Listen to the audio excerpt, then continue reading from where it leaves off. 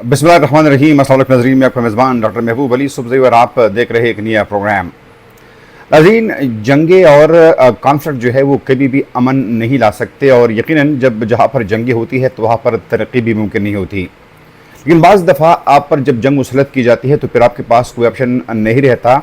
सिवाय इसके कि आप उसका भरपूर जवाब भी दें। हालिया पाकिस्तान हिंदुस्तान जंग के सूरत हाल भी तकरीबन ऐसी ही है कि हिंदुस्तान ने पाकिस्तान पर जंग मुसल्लत की, और उन्होंने न सिर्फ पहले 7 मई को पाकिस्तान के तकरीबन 5 से 6 मकामात पर हमले किए, वहाँ पर मिज़ाइल दागे, बल्कि बाद में उन्होंने इस पर इंतहाई फ़ख्र भी किया। लाहौर, सियालकोट, आज़ाद कश्मीर, बहावलपुर और मुख्तलिफ़ इलाक़ों पर उन हमलों ने साबित कर दिया कि हिंदुस्तान जो है वो मुसलसल एग्रेशन चाहता था, और हिंदुस्तान जो है शायद उनके जहन में ये बात थी कि पाकिस्तान कभी भी उनको जवाब नहीं दे सकेगा। लेकिन इस जंग के बाद जो दूसरी बात अहम आई है वो ये है कि इससे पहले जिस तरीके से ये कहा जाता रहा कि शायद कौम जो है बड़ी तकसीम हो गई है और कौम जो है वो एक पेज पर नहीं है, तो इस जंग के बाद कम अज़ कम ये बात आई है कि अंदरूनी इख्तिलाफात चाहे जिस नहज पर भी हो, लेकिन पाकिस्तानी कौम जो है जब उन पर जंग मुसल्लत की जाती है तो यकीनन ये लोग जो है ये एक पेज पर भी होते हैं। साथ में पाकिस्तान और चाइना के ताल्लुकात जो है शायद इस जंग के बाद मज़ीद मजबूत हो गए हैं। हाल ही दिनों में चीनी खारजा पॉलिसी के मुमताज़ माहिर और centre for China and globalization के नायब सदर विक्टर यिकाई गाओ ने इस तसादुम को न सिर्फ चीन और पाकिस्तान के ताल्लुकात में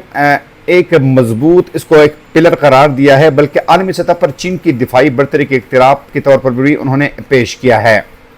उन्होंने कहा है कि चीन पाकिस्तान आहनी दोस्त बाहमी दिफाई इश्तिराक अमली शक्ल इख्तियार कर गया है।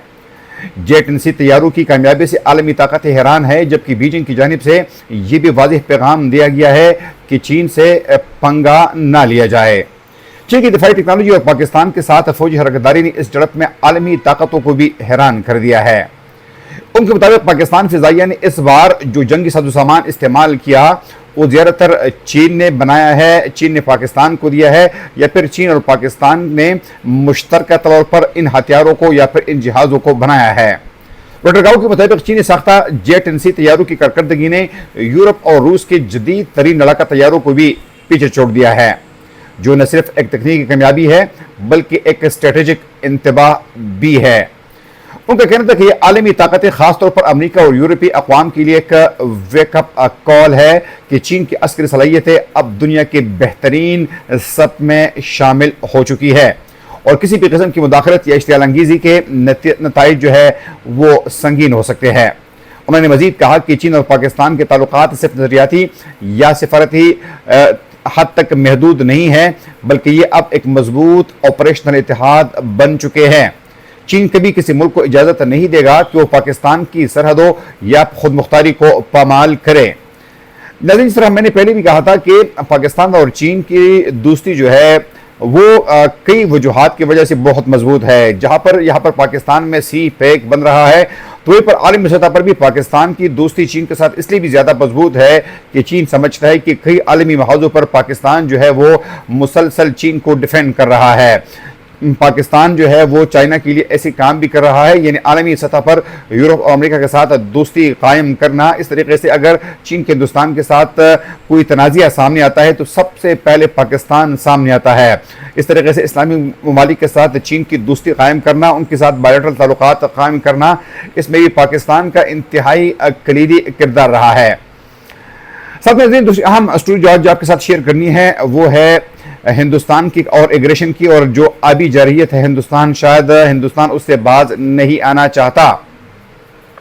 अब नाज़रीन, ये भी खबर आ रही है कि जो सिंतास मुआहिदा है इसकी मजीद खिलाफ वर्जियाँ की जा रही है, उसकी तैयारियाँ मजीद हो रही है, और जो सिंतास मुआहिदा है इसकी मजीद खिलाफ वर्जियाँ जो है वो भी हो रही है। नाज़रीन, अभी जिस तरह मैंने कहा कि ये खबर आ रही है कि हिंदुस्तान जो है वो इंडस वाटर पर मजीद जो है वो डैम बनाना चाहता है, जिसका बुनियादी मकसद ये है कि पाकिस्तान का पानी रोका जाए या उसको इतना कम कर दिया जाए कि पाकिस्तान के लिए मजीद मुश्किलात खड़ी की जाए। हाल ही दिनों में पाकिस्तान ने अक़वाम मुत्तहिदा के सेक्रेटरी जनरल एंटोनियो गुतेरेस को एक ख़त भी लिखा है, और इसमें यह भी कहा है कि इस वक्त हिंदुस्तान जो है वो मुख्तलिफ मंसूबों पर काम कर रहा है ताकि पाकिस्तान के पानी को रोका जाए। पाकिस्तान ने कहा है कि ہندوستان کے یہ منصوبے نہ صرف معاہدے کے تحت اجازت دی گئی ذخیرہ کرنے کی گنجائش کی خلاف ورزی کرتے ہیں بلکہ پاکستان میں پانی کی بہاؤ کو روکنے اور کم کرنے کے حوالے سے سنگین خدشات بھی پیدا کرتے ہیں۔ ایسا لگتا ہے کہ ان منصوبوں کا مقصد سیاچین گلیشر کے برفانی علاقے میں تعینات فوجیوں کے لیے حرارت اور توانائی کی سہولیات فراہم کرنا ہے، جبکہ لداخ کے محروم اور پسماندہ لوگ سردی میں چھوڑے ہوئے ہیں۔ یہ بات پاکستان کے معروف ماہر پانی ارشاد ایچ عباسی کے خط سے سامنے آئی ہے، جس کا عنوان ہے ایک انسانی بحران بن رہا ہے، رائسین کے پانیوں کا معاہدہ اور بھارت کے اقدامات۔ اور یہ خط اقوام متحدہ کے سیکرٹری جنرل جناب انتونیو گوتھرس کو بھیجا گیا ہے۔ تو جس طرح ناظرین پاکستان نے پہلے بھی کہا ہے کہ اگر ہندوستان نے پاکستان کے اب کا پانی روکنے کی کوشش کی تو اس کو ایک ایکٹ آف وار یعنی ایک جنگی اقدام کے طور پر دیکھا جائے گا، لیکن ظاہر بات ہے پاکستان نے تو کئی بار ان کو انتباہ کیا ہے کہ جس طرح عالمی بینک نے 60 کی دہائی میں پاکستان اور ہندوستان کے درمیان ایک معاہدہ کرایا تھا جس کے تحت 7 دریاؤں میں سے 3 دریاؤں کا پانی جو ہے وہ پاکستان کو دیا گیا تھا، لیکن اب ہندوستان جو ہے ان 3 دریاؤں کا پانی بھی پاکستان کو دینے کے لیے شاید تیار نہیں ہے۔ اس لیے خدا نخواستہ اگر ہندوستان اپنے ان اعمال سے، ہندوستان اگر اپنی اس ایکشن سے باز نہیں آتا تو یقیناً ایک عالمی ایک اور جنگ جو ہے اس کے چھڑنے کے خدشات ظاہر کی جا رہے ہیں۔ اور جس طرح میں نے پہلے کہا ناظرین کہ جنگ جو ہے وہ کسی کی بھی مفاد میں نہیں ہے، کیونکہ آپ نے کبھی بھی نہیں سنا ہوگا کہ جنگ کے بعد جو ہے وہ خوشحالی آئی ہے، ترقی آئی ہے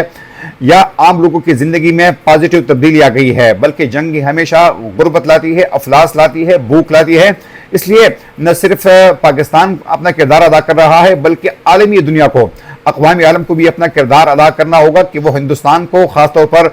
اس وقت ان کی جو ایک ریسسٹ اور ایک